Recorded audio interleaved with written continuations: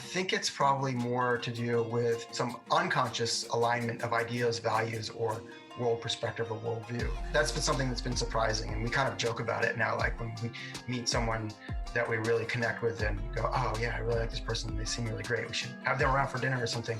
And then we joke like, Brit, or they're from New York, or just today even, we bumped into someone on the beach and was like, he's from Ireland. This is like, it's not a conscious decision. It's just sort of something that happens.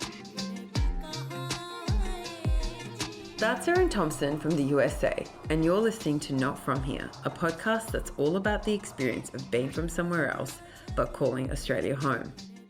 I'm your host, Esha Thaper, and I'm exploring the stories of immigrants who've grown up here, recent migrants, expats, or anyone who feels an affinity with another culture or country. Above all else, I'm taking a look at how being a mashup of two or more cultures affects your life, for good and for bad. In today's episode, I'm talking to Eran. Eran was born and raised in the USA and moved around a lot during his childhood and early adulthood. Eventually, he ended up in, where else? New York. After New York, he travelled around the world and landed up in Sydney. 17 years later, he's still here. You can't categorise Eran as one thing because he's done so many things. He's worked in advertising and copywriting for years and was the creative director at award-winning ad agencies in the US and Australia. He's spent time in TV development and writing screenplays, and he even knows how to rap. Eran's also built several businesses in Australia. He's the founder of Laughmasters Academy, the fastest growing comedy school in Australia, and PowerProv, which offers improv-based corporate training. He's developed a new music and storytelling game called Song Saga, and he was a founder of Zooper, a superannuation startup that was built to challenge a super conservative industry. If you've ever wondered what it's like to start a business as an American in Australia, then keep listening for some valuable insights. Basically, you're a serial entrepreneur and you've started various businesses. But I actually wanted to start off and talk about Zooper because that's where I met you through. How did the idea come about, and what are your thoughts now that you've kind of been through, or at least part of that journey? I guess where I would start is serial entrepreneur is a set of words that I hate. Someone once said serial entrepreneur means someone who's had a bunch of failed businesses and just keeps having failed businesses. Whereas, perhaps a real entrepreneur is someone who has successful businesses with successful exits. And I'm probably somewhere in the middle. I've had my share of businesses that haven't gone exactly the way I wanted. And I've been involved with some that have been really successful as well. In terms of Zooper, whilst that business didn't necessarily bring me the financial success that, I had hoped it might, it delivered more than I could have expected in terms of personal development and personal growth, and on my own journey and my own path towards, achieving my goals. And, there's a statement or a quote, I can't attribute it, but I love it. And it's basically 90% of people who start a business fail, but 90% of people who start a second business succeed, but only 10% of people try a second time. Whether I've got that exactly right, the gist of that is basically you don't know what you don't know when you're starting a business, any business, right? And then you get through that journey, whether it's successful or not, and you're a different person, right? Because of all sorts of things that you've learned and how you've grown and developed. And those skills and learnings, if you have the courage to apply them again, will hopefully, theoretically, according to that quote anyway, yield much better results.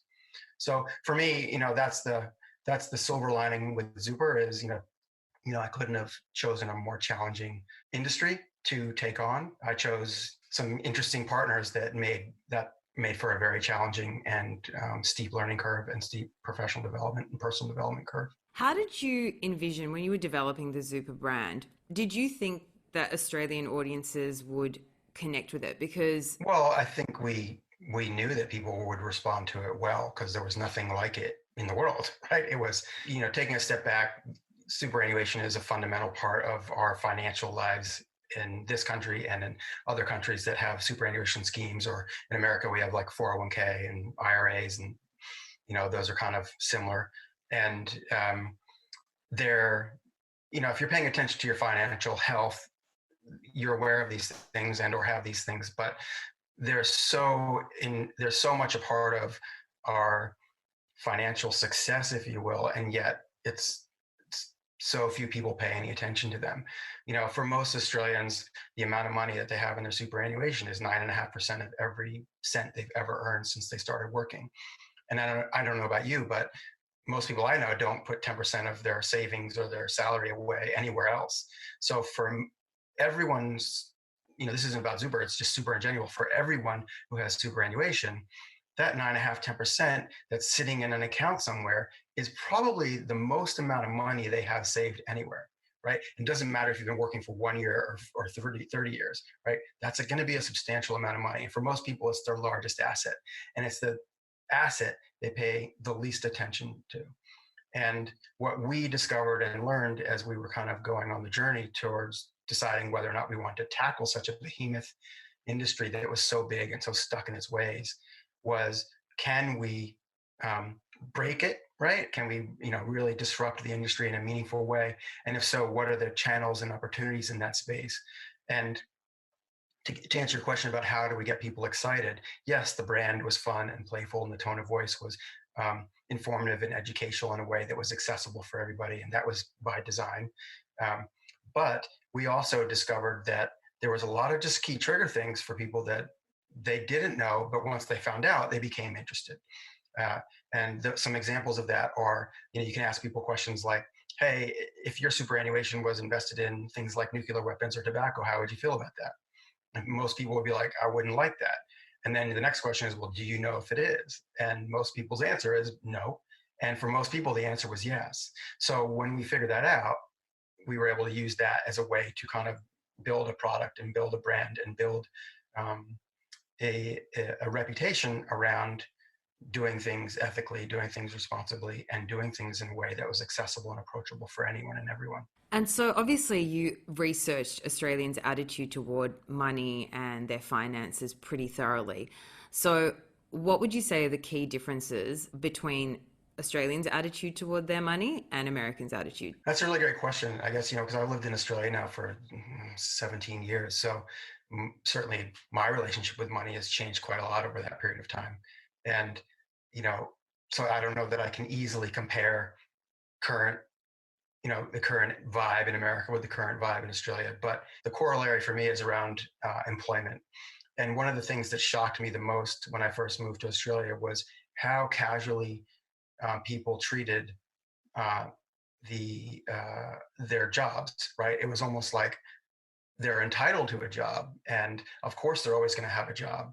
And there was this weird sense of like, entitlement may not be the right word, but like, of course, I'm always going to be able to work and earn an income. So much so that, I'll never forget my first year working as a creative director for an ad agency here. One of our team was like, hey, I need to next weekend off. My friend's getting married. And the owner of the agency was like, well, you've already used up all your holiday pay, and we've already actually given you extra holiday pay, and we have a pitch on it. And so I'm sorry, but you can't have the weekend off, or you can't have those days off to have a long weekend to go away to your friend's wedding. And so this person quit, and I was like, what? You're like, don't you want to, like, how do you even quit your job just to go away? You're like, I mean, yes, I appreciate your friend's wedding is an important moment and, perhaps unmissable. But for me, I was just like, whoa. And when I asked her about it, like, why did you do that? She was like, oh, I'll get another gig, right? Whereas in America, it's like, you get a job, you get a good job, you don't walk away from that. That is something that is held onto and cherished. And, I think there's just a whole different approach to what it means to get employed and get employed somewhere that you enjoy, that pays you well, that is rewarding in more than just financial ways. So that's a big cultural difference that I noticed. And I think part of that also has to do with the scale, right? America's so big. I heard a great statistic that Australia has the population of New York State, which is like what, 21, 22 million, and has the economy of California, right? So even though at a geographic landmass perspective, these two countries look like they're kind of the same size, from a population size and an economy size, they're very, very different. And once I heard that, I was like, things are starting to make a little bit more sense now about how things work. And one of those things that I was getting to is the idea of the dole, right? People feel like, if the shit hits the fan, I can always get money from the government. The government won't let me starve. Whereas in America, the government will let you starve. And we're seeing it right now. Like bad things happen in America, and the government agencies that exist here in a meaningful way and a supportive way theoretically exist in America, but they don't exist in the same way. And a current example of that is what we're seeing now with JobKeeper, right? That just is. I'm astounded that quite frankly, I'm astounded at the efficiency of the government to turn that program on and how effectively they've been able to deliver on it. Say what you want about government. In my perspective, I've just never seen anything like it. And I think it's pretty incredible. Yeah, I think that COVID has made a lot of Australians realize what we've actually got here. I certainly have never felt that. I don't know if patriotic's the right word, but I suppose content being in Australia as I do right at this moment. Yeah, I don't think that's weird at all. I mean, right when COVID was kicking off, I was in the US. So I had gone over there for a trade show. And my plan was to, I went over there for a trade show. I was in Reno, Nevada, and then went up to Lake Tahoe to snowboard for a couple of days. And everything kind of went off right while I got to Lake Tahoe. And I was staying with a buddy of mine, and he was like, Trump's coming on, he's giving a speech, he's declaring national emergency, it's going to be bonkers. And all the advice I was getting from people I knew who were a little bit connected was like, you should get on a plane and get back to Australia right now. And I had planned to stay there for another couple of weeks. And so I took their advice. I changed my flights. I think I flew out on a Monday. While I was in the air, it was Tuesday in Australia, and they grounded all flights. And then I arrived Wednesday morning. So I literally was on one of the last flights out. And yeah, I'm really grateful to be here, right? Part of the decision, again, going back to government and how government looks after people in this country in a way that it doesn't really in America, again, is Medicare, right? Like, I was like, okay, if I'm in America and I get sick, I'm potentially bankrupt, right? Like, you never know what's going to happen over there. If you don't have really good travel insurance or health insurance in America, you're in big trouble. And I was like, even if I just got really sick or I was unfortunate enough to get COVID over there, that would have been a expensive situation to be in. Whereas I knew if I got back to Australia, worst case scenario, that Medicare wasn't meant that I wasn't going to be depleting my savings to get healthy. Well, someone's going to take care of you, right? Like that's kind of the mentality here. And that kind of brings me back to what you said at the beginning. You were talking about how you hate the term serial entrepreneur, and I agree with you. It's a bit pretentious. It's pretentious. I guess it sort of smacks of Americanism, because when we think about America, we think of a place where people are constantly trying, they're striving. And I read this, I'm in the middle of this really interesting book that's really perfect for this podcast, actually. It's called The Values Compass.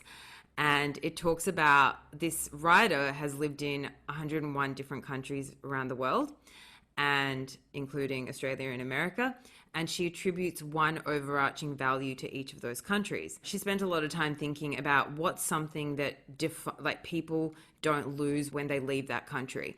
And for America, the defining value is entrepreneurship.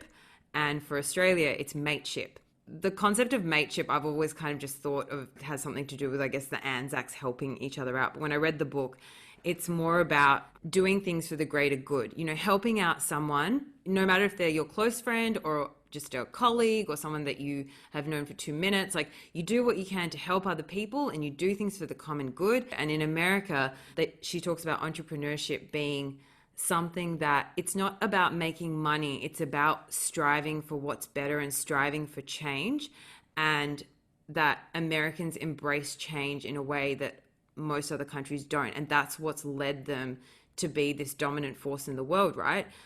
it's a country that's touched every other country in some way, in a huge way, being from America and living here. I wonder if for you those two values seem really apparent and how they kind of clash with each other. My take on the word that I wrote down when you said mateship was, well, there was two.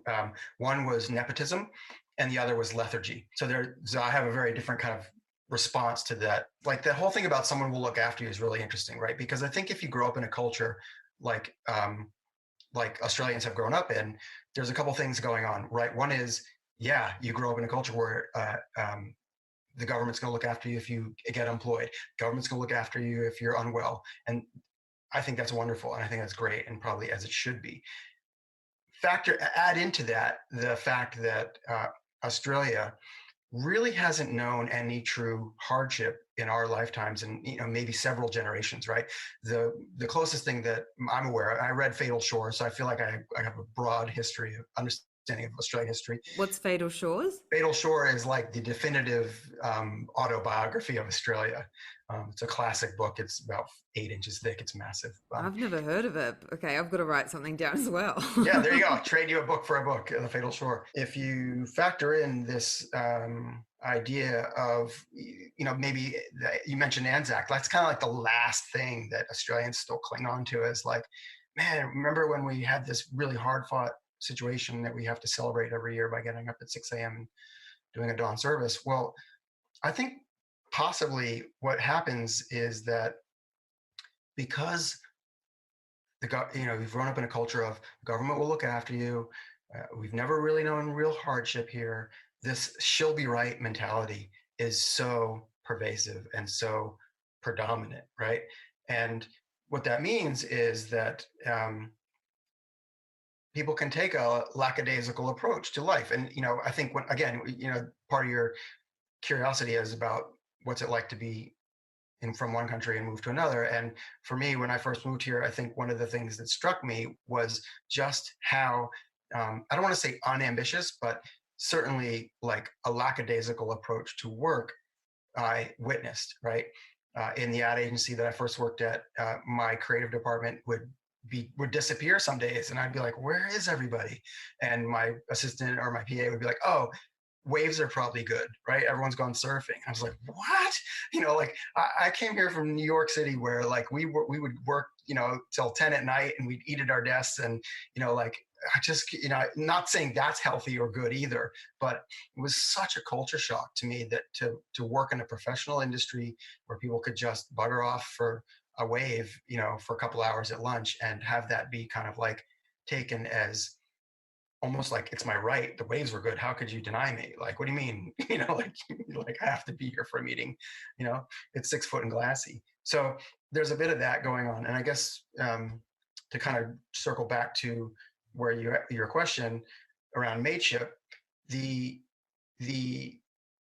idea that everything's gonna be okay, everyone's gonna look after you, and the smallness of the population and therefore the communities, that mateship, the way I see it, manifests itself most is less about a brother helping a brother or whatever. It's more about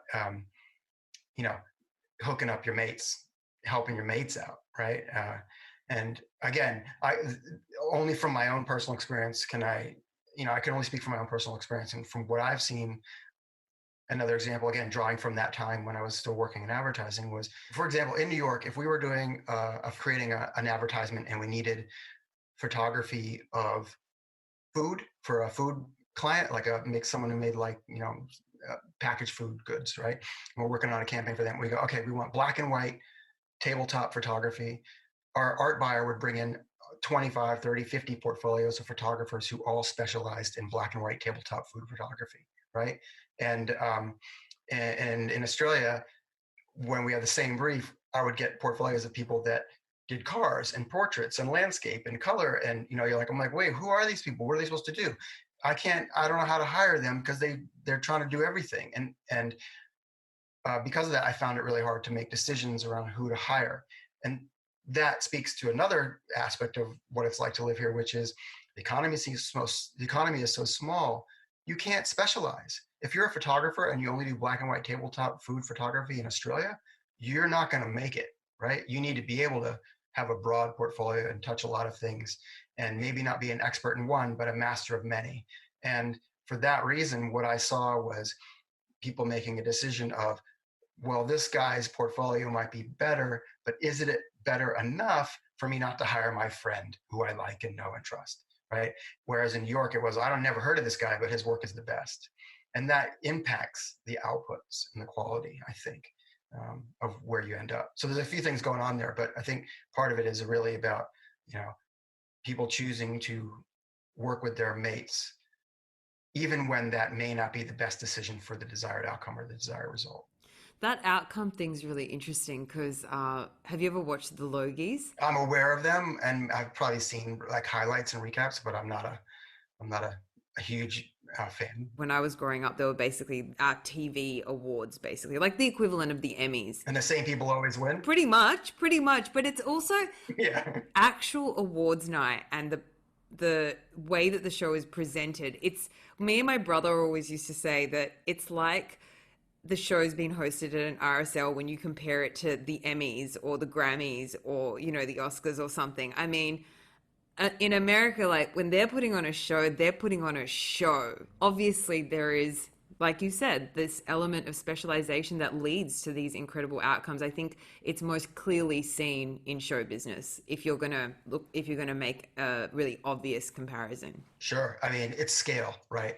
At least that's how I interpret it, right? When you have, like I said, population of New York, economy of California, right? So whatever that means, the scale of America is way different, way bigger, and that enables specialization, and it enables things to become bigger than a lot of people can dream, right? I think that impacts more than just production values of things too. Like even just creativity and ideas can feel bigger in a place where people are rewarded for bigness, right? In America, I think everybody wants to be famous. And if there's somebody who is famous in your orbit, you want to be next to them and little bit of that fame and celebrity rub off on you. And maybe you'll find some of it for yourself. Whereas here, there's, tall poppy syndrome is a very real thing. And, don't get too big, stay in your lane. And that, in my experience, can impact how people approach producing something, whether it's the Logies or something smaller or something bigger even. And I used to think that when I first moved here, I used to think that was budget related, right? I'd be like, oh, well, it's a smaller country. People don't have as much money. That means they can't dial up production values or do things the way that they might in America. But if you look at New Zealand, they do incredible work in New Zealand, right? And they have even less money and even smaller economy, right? So you go, okay, what is it culturally that is so significantly different between Australia and New Zealand, two countries which a lot of people think are kind of very similar, that allows them from a cultural perspective to be so innovative and so creative and so free and risk averse, not risk averse, willing to take risk, right? Versus Australia, which feels a little more play it safe, a little risk averse, go with the person I know and trust, do the thing that's always worked. Don't worry if it goes a little bit off, she'll be right, I don't know. I find it really fascinating. Do you think that it's because in Australia, we're more likely, if we see somebody, say a famous person, we're more likely to be like, oh, they're not better than me. What do they have that I don't have? As opposed to in America, where people will see somebody who has more and be like, I want that. I'm going to strive for that. I agree with you. Was that a question? Do you think that that's because of that difference in attitude? I guess egalitarian is a word that comes up a lot in relation to Australia. And I was reading this article that was about the differences in leadership and political style in the two countries. In Australia, it goes down well if our leaders are seen to be, heading down to the local pub, to have a pint and whatever, that sits well with us. We like that. The approval rating goes up. But in America, I think a mistake that I think it was George W. Bush made was actually doing that, going to a pub, sitting amongst the people, acting like them. because the way that Americans see their leaders, this is, I'm paraphrasing here, but from this article, but the way Americans see their leaders is that they want their leaders to be better than them, to be someone that they're looking up to who has something that they don't have. Whereas in Australia, we want them to be the same as us. I wondered if you actually thought that there was something in that. Yeah, I do think there is something in that historically. I also think that we're at a moment in time where that can't possibly be true in America. One thing that Trump does have is wealth and status. He does have that and has had that for most of his life. Yeah, but it's inherited wealth and status. It's like Paris Hilton has inherited wealth and status, but neither of them were arguably very talented. So I don't know. America has this problem with celebrity. There's no doubt about it, right? And uh, I just, I mean, we can go down the Trump rabbit hole here, but there's a shockingly disappointing amount of people for whom the surface stuff matters more than what's inside, right? Than what you stand for and what you believe and what's just and right and fair and good, versus just like he's got money, let's be like that, right? And I think maybe that, well, certainly, I don't think maybe, I think definitely, that's drifted too far. Why do you think that surface stuff matters like so much to so many people? I don't know. I've been thinking a lot lately, actually, about success, right? And I think, I don't know this for certain, but I have a feeling most people, even successful people we think would be successful, maybe don't actually feel successful themselves. And so there's this shiny brass ring in front of you that you can never quite seem to grasp, no matter how close other people see you as being. And, part of the American dream maybe is this idea that it can come true.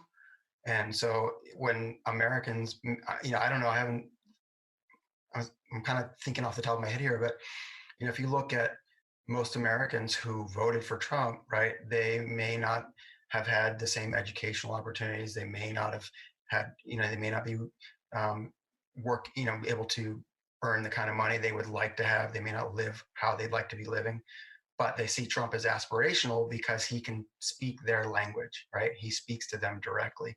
And so that makes them feel optimistic and hopeful, maybe, It's a tough one, isn't it?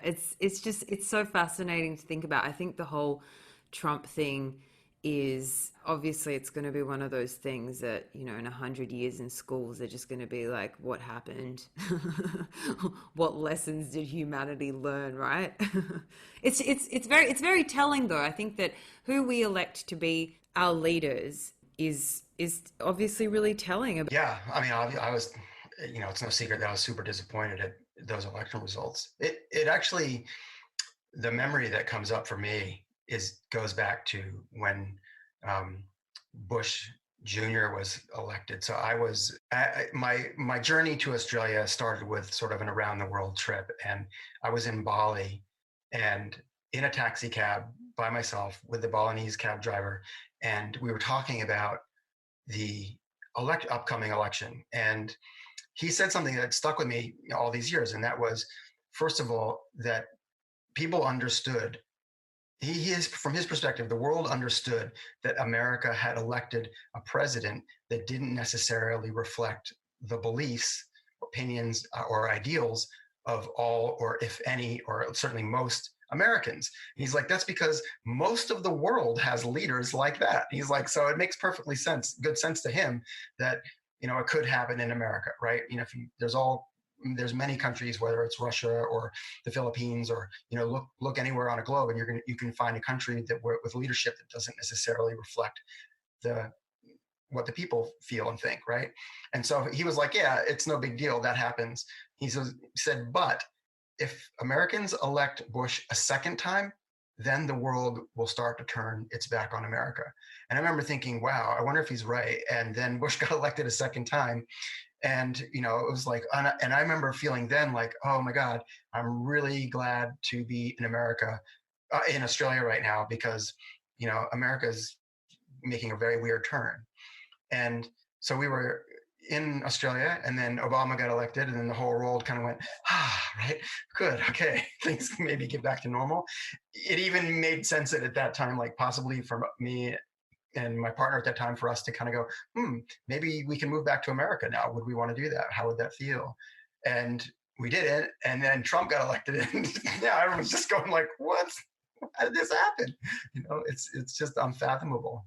I know. I think we're all still reeling from it, actually. And we not only are we still reeling from it now, we will still be dealing with the repercussions for many, many years to come. The impact he's had on foreign policy, the impact he's had on environmental policy, and trade, and the perception of Americans by other countries around the world. Like, whether or not you think Biden is a perfect candidate, he's correct when he says that his presidency, if he's lucky enough to win it, is about rebuilding, right? It's kind of like, okay, do-over. We got to get back to where we were before we can get better. That's going to be a massive journey. You were talking about tall poppy syndrome before, someone who's launched several different businesses and different types of businesses. What's your personal experience been of the tall poppy syndrome? Oh, right. Well, I don't know if you know this, but Sky News has a TV show called Entrepreneurs, and they asked me to come on and do a rant. They have a thing every episode called a rant, and I did the inaugural rant for the Entrepreneurs TV show, and it was all on tall poppy.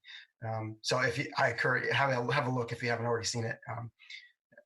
It's on my website, and it's on YouTube, and it's around. But it's something that I've spoken about publicly before, and we touched on it earlier. In America, there's this desire for people to be seen as successful and be seen as having some level of celebrity, even if it's within their own little microcosm or community of a industry, right? And if there's anyone in your orbit who has that, you attach yourselves to it and hope that you get some too. Whereas here, I think it's sort of like, don't get up yourself, don't,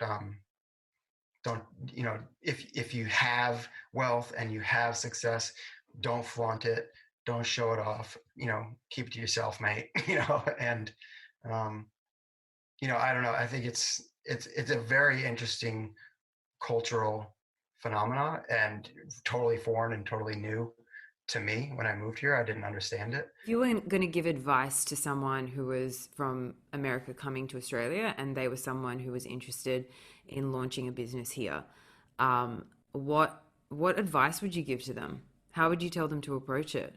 Yeah. To be honest with you, I think my first question would be, don't do it. It wouldn't necessarily. Well, it would probably end up with me saying don't do it, but it might start by me asking questions about why they want to do it. And the reasons I would say don't do it are part of tall poppy syndrome, I think, is brain drain, right? Brain drain is real, right? I've seen it in every industry I've been involved with in this country, is that you find smart, talented, ambitious people and they leave, right? Because they want to be challenged. They want to see if they can measure up to wherever the best people in the world are. So they go to San Francisco or New York or London or wherever, the center or the epicenter of their industry exists in a really big, powerful, meaningful way.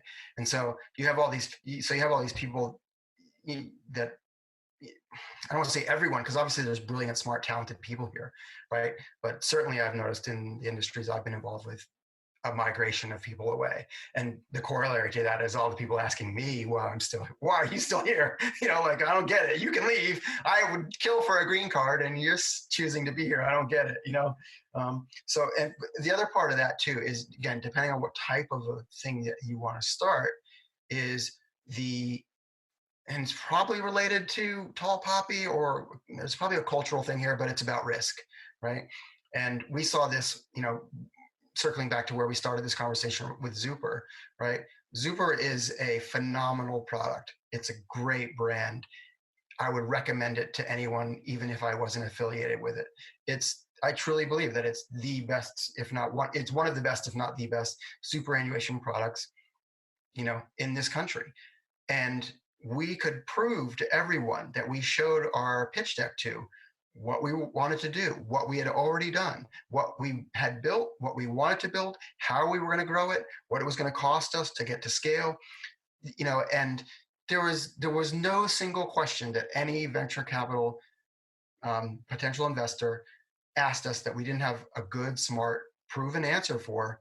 And we still struggled to raise money. I mean, we did raise money. I think we raised, a little over $3 million all up to build, launch, and eventually sell Zooper. But, we needed to raise a lot more to make it work the way that we wanted to and make it actually exist in a big, meaningful way and have the exit that we all hoped. And, it just became so hard to raise that money. People were so risk averse here.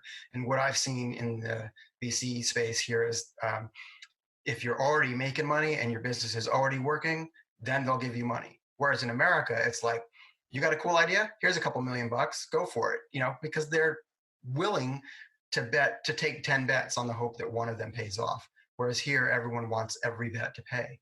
And, granted, that's a broad statement and there will be exceptions, and there'll be VCs listening that will take exception, and I appreciate their perspective. I'm just sharing mine. And so, if someone was coming here, I'd be like, you need to be really sure that you have the connections or the mates. Your mateship network is good to get the money that you need if you're going to try and raise. I think California is the third biggest economy in the world or something like that. And, the whole fail fast thing came from Silicon Valley and startup culture, and the way that we think of it today, I think originated from, I guess, American entrepreneurship. Like, making mistakes isn't necessarily frowned upon. And I think that's why, goes back to that original thing that you were saying about starting a business and starting the next one and then starting the next one. I think here in Australia, that's scary, and that just means that you've failed. Whereas in America, it means that you've kept on trying. Yeah, that's right. Right? It's just a little different spin on it. Yeah, I mean, I think you're probably more employable in America if you've started and failed at a business than you are here. Definitely than you are here if you started and failed a business. There's other thing too, like from a cultural observation around, startups, is that, there's a startup culture here. And from what I've observed, it's almost more of like an identity for people. Like, yeah, I got a startup, and they're working in a co-working space, and, they're, chipping away with their engineer buddy to get the app going. But there's no real grind, at pace, churn it out, make shit happen, get it going, test and learn, iterate, go, get to market now, right? It's sort of like, there's people I've met at startup events that, 3 or 4 or 5 years ago that are still talking about the thing they were talking about 4 or 5 years ago. Whereas in America, it's like, if it didn't work in 3 to 9 months, by month 12, we're off to the next thing, right? It's like, so here I feel like there's a little bit of an identity it's a cool thing to be like, yeah, I got a startup. Whereas I think, and I hadn't lived in America for a long time, so maybe it's exactly the same there. But I think we share a perspective, which is over there, it's, there's a sort of a legitimacy to it that, and a bigness or a potential bigness to it that probably comes from, again, circling back to the earlier thing about risk, right? Because I can be a genuine founder of a startup if someone's giving me a couple $1 million because they're not afraid to take a punt. Whereas here, if no one's giving me money, then I'm just floundering, at WeWork, hoping that something gets people's attention and I can have a shot at my thing getting discovered and blowing up. I don't know. There's always exceptions, right? You look at Atlassian and you look at, not Trade Desk. What are they called? Safety culture. There's a bunch of and Canva, right? There's always exceptions to every story. And I love that those businesses are here and doing great, because I think that they contribute to the overall startup culture, and, hopefully are a genuine inspiration, not just to entrepreneurs in Australia, but everywhere. So I think that's good. But I think it's very different. I wanted to go back to what you were saying before about your friend who was or friends who say to you, what are you doing there, like in terms of being in Australia? So how do you answer people? Like, what's your general answer to people that are asking you that? Well, my general answer to my general answer when people ask me like, why are you still here, is usually like, I've been trying to leave. But it's I had some opportunities in my career, probably going back now 8 or 9 years ago, where I was like, oh, I need to go back to LA and like really take advantage of these opportunities. And but my partner at the time, now my wife, but back then she had a business of her own that she'd started, and she and I have always had like, her business was too small to sell and too big to abandon, right? So she was like, I can't just walk away from what I'm building when I was ready to go back, right? And then she got to a stage with her business where she's like, okay, screw it, I'm ready to go back to America. And I had a business that I had started, and I was like, but my business is too small to sell, too big to abandon, right? So, and we've just sort of always been sort of like leapfrogging around, and we have never arrived at a time or a moment in our careers or in our professional lives as business founders where we could actually go back. Um, so so the short answer is I think that there's a part of us that would like to be back there, um, somewhat driven by opportunity and the culture of uh, business that exists there. Also, though, anyone who's over 30 who lives in a foreign country will relate to the fact that our parents and family are aging, and we don't see them very often because we're halfway around the world. And so there's a very real um, desire to not miss out entirely on the lives of the people that are important to us who are still there. So I think between those two things, there is a draw. Trump is not a draw, and the culture that exists in America right now feels very toxic and um, not attractive. And I also think because of that, both myself and my wife have kind of come to a realization that maybe this is home. Maybe we are where we're meant to be, right?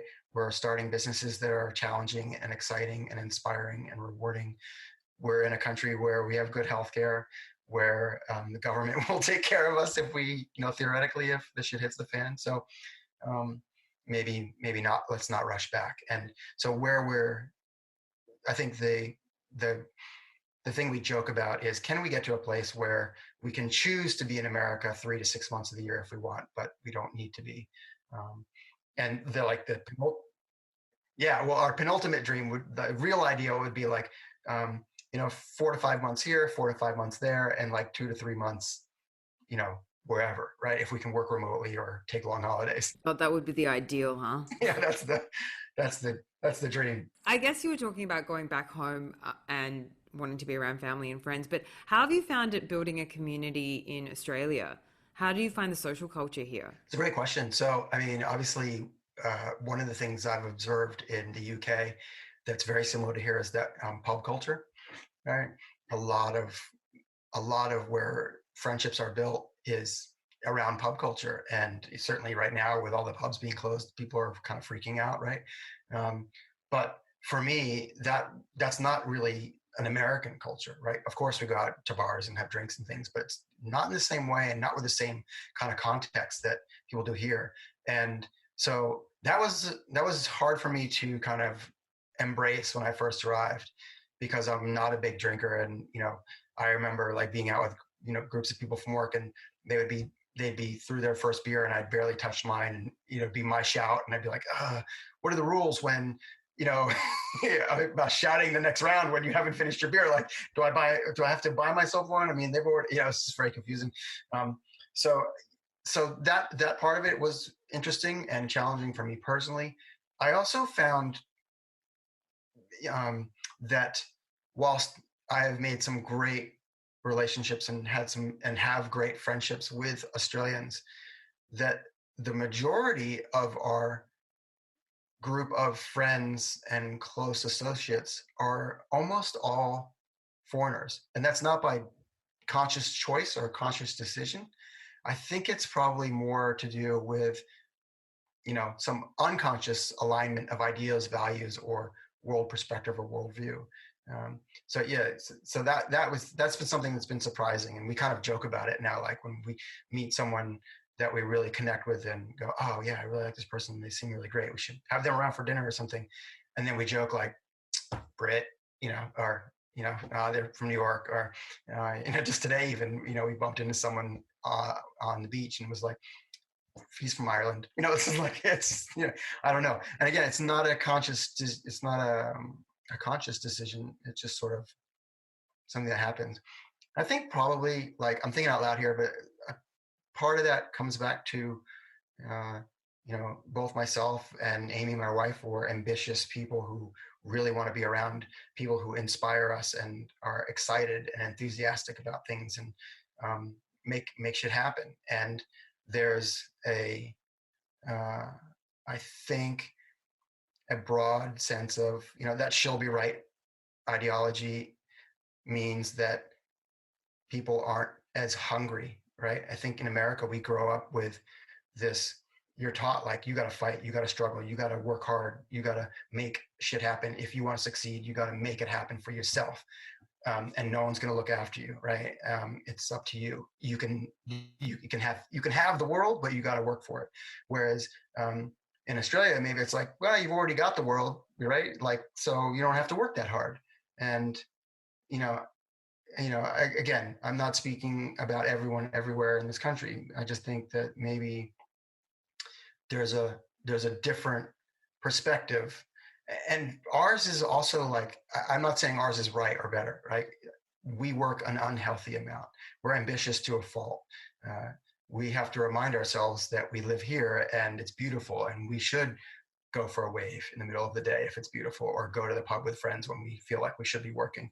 And I think those are some of the benefits of being here, right? It's a kind of maybe taught us to behave in a bit more of a human manner, right? Like to not just work all the time and not just always be thinking about work. So there is that. It really just makes me go back to that idea of values, because values drive what we do, right? So even on an individual level, what I value will determine what I do in my life. And I guess at a collective level, what we value then drives what we do at a collective level. So if there's a value around being entrepreneurial, that's collective. Like to some degree, it's going to inform the way that people work and the things that they do to propel their life forward. So that's not really surprising at all. It's just, it's so interesting when you actually like think about it that way, because you think, okay, like what we absorb from the place around us, it's crazy how it like can stay with you, even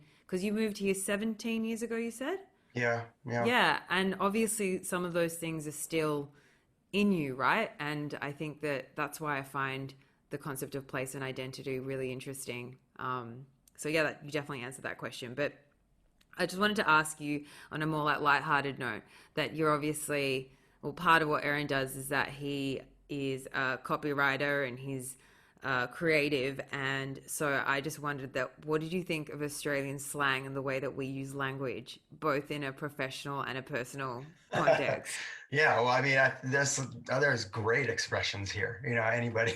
I mean, I don't think it's any secret that Australians love unusual parlance. And even she'll be right. We've been talking about it. It's a great expression. One of my first clients when I first moved here, working in advertising, was Apple Computer, right? And so one of the things that we had to do was kind of remarket the American work for the Australian market, and that was changing a lot of like ORs to OUR, and changing everything back to British spelling, which for me was kind of hilarious and silly at the time. But now something's happened, and I'm so used to spelling and that way that when I see the American spelling, or sometimes if I'm on Google Docs and I'm logged into an American account, it's trying to correct my Australian spelling into an American spelling. I'm like, what? No. So yeah, but I'm a huge fan of these unique expressions are so indoctrinated into the culture here. And I'll never forget the first time I heard a genuine, unrehearsed, unprompted fair dinkum, I was like, yes. It's like spotting wildlife, like, oh, I heard someone say fair dinkum, it's real,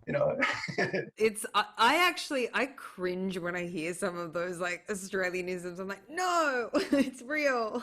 One of the things that I always get grief for when I go back to America is the word reckon.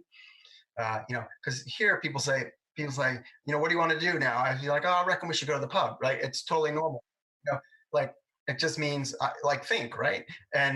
But in America, reckon is like it's the bogan word for think, right? If you'd be like, I reckon we go down there and have us a good old time, like it's just reckon is just if you say reckon, it means you're like a Southern hick, right? And so like, oh, when I say reckon, and people are like, what? Just while we're on the topic of language, was when it was the first time I knew something was changing with my accent when I could get into a cab and intentionally give directions to the driver and not have the next thing he asked me be, where are you from? Right? Because when you're new here and you get in a cab and you're like, yeah, I want to go down to Circular Quay, right? And they're like, where are you from? I'm like, oh God, I'm so tired of telling people where I'm from. But as soon as you can get the expressions and the language and the accent close, they feel awkward asking because they don't want to be the one who says where you're from, and you're like, Wagga, right? So, What's your Australian accent like? no, I'm not doing it. I'm not doing it. I can't do it. Like the funniest thing is, someone told me that your whatever accent you have when you reach puberty is the accent you have for the rest of your life. And so that's my excuse for why I can't. I sound like I just got off the boat, right? Even though I've lived here this long, I've picked up phrases and terminology, but the accent isn't there.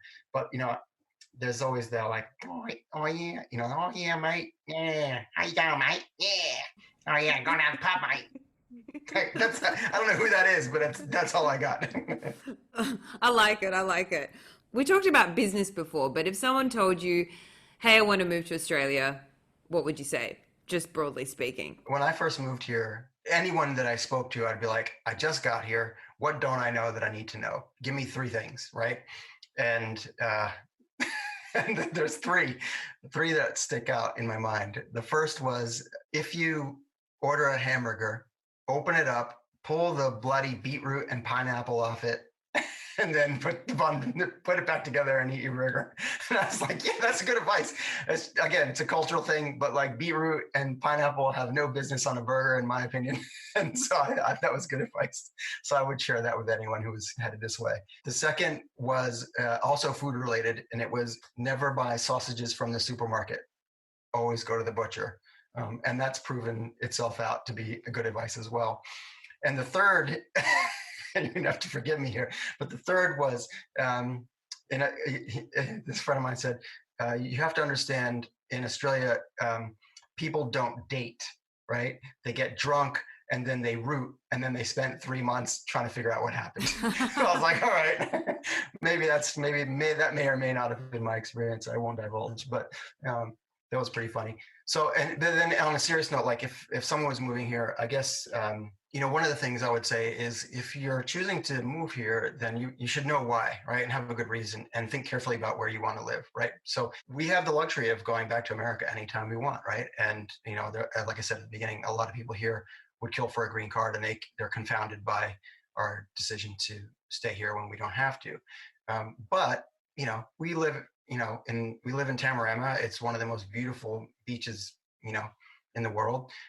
We get to have professional careers that we're, for the most part, enjoying, in a first world, city that's in a country that looks after the people that are in it. So there's a lot to be said for it. And if those things are important to you, then this is a great choice. For us, if we were going to move away from the beach, right? Like, if for whatever reason we decided we had to move into Surrey Hills. Surrey Hills is awesome, right? But my perspective on everything totally changes then. It's like, because from my perspective, it's like, if I'm going to live in the city, I'm going to live in New York City. Like, I don't want to play games, right? So that's the switch for me. It's very, it's very much about, there's a lifestyle component to the decision to be here, and that is that we get to live, in one of the, live at one of the most beautiful beaches in the world and still be able to, more or less do the things that we want to do with our lives professionally. Thank you so much. Thank you, Esha. Good luck with your podcast. I hope you get some more great people on here, and I look forward to hearing them. I hope you enjoyed this episode of Not From Here. Even though I've spent most of my life in Australia, Eran definitely shed some light on what it's like to start a business as a foreigner here. If you've got questions, comments, or suggestions, I'd love to hear from you. Just email info@notfromhere.com.au. Thanks again for listening, and I look forward to having you with me next time.